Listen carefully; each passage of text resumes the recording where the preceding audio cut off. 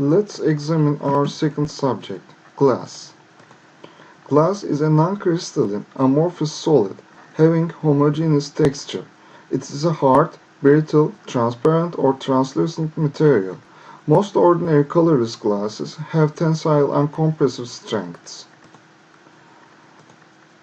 The raw materials used in manufacturing glass are sand, lime, and soda or potash, which are fused over 1000 centigrade Celsius. Oxides of iron, lead, and borax are added to modify hardness, brilliance, and color. Silica is used in the form of pure quartz, crushed sandstone, and pulverized film. Should be free from iron contents for best quality glass.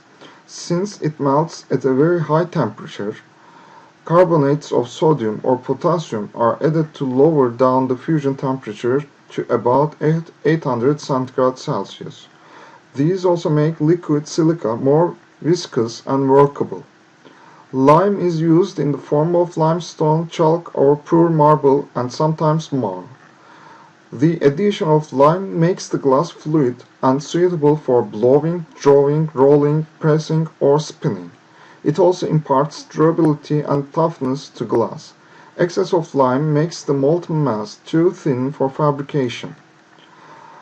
Sodium carbonate acts as an accelerator for the fusion of glass, and an excess of it is harmful.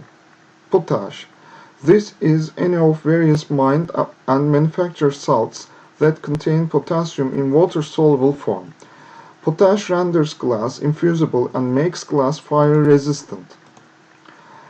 Manufacture of glass starts with melting. The raw materials, lime, soda, and sand, separately cleaned, ground, sieved, this is called batch, in definite proportion and mixed with water are fused in furnace. The charge in the first stage melts, forming a bubbly sticky mass, and as the temperature is raised, it turns to a more watery liquid and the bubbles rise to the surface. When all the carbon dioxide has escaped out of the molten mass, decolorizers such as magnesium oxide or potassium nitrate are added to do away with ferrous compounds and carbon. The coloring salts are added at this stage. Heating is continued till the molten mass is free from bubbles and glass balls. As the glass cools, it is ready to be drawn or floated to its desired thickness and size at the other end of the furnace. For the forming and shaping, we can blow. A 2-meter long and 12-meter diameter blowpipe is dipped in the molten glass and taken out. It is held vertically and is vigorously blown by the operator. We have flat drawing. The process of drawing the glass up into a sheet begins with a grill, or we can call it a bait, is lowered into the glass in the kiln. In a short time, the liquid molten glass adheres to the bait, and as the bait is slowly lifted, it draws a sheet of glass. The bait and the drawn sheet glass are then drawn through rollers. The bait is cracked off and continuous sheet of glass is drawn up. Floating. The molten glass is fed into a thin bath.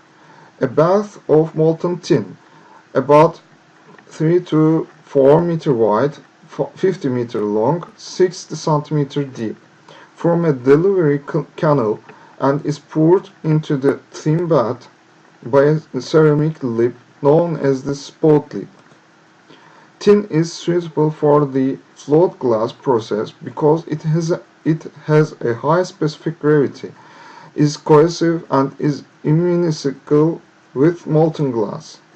The glass flows onto the tin surface, forming a floating ribbon with perfectly smooth faces on both sides and of even thickness. As the glass flows along the tin bath, the temperature is gradually reduced from 1100 centigrade Celsius until at approximately 600 centigrade Celsius the sheet can be lifted from the tin onto rollers. Or we can have compression molding. In this process, molds are used to obtain the products of desired shape. Spinning. A machine is used to spin the molten glass. The fibers so produced are very fine and are used for heat and sound insulation. Annealing. Glass articles are allowed to cool under room temperature by passing through different chambers with descending temperatures. After annealing, the glass articles are cleaned, ground, polished, cut, beveled, grinded, and sandblasted. This is the grinding, and we can have sandblasted for translucent glass.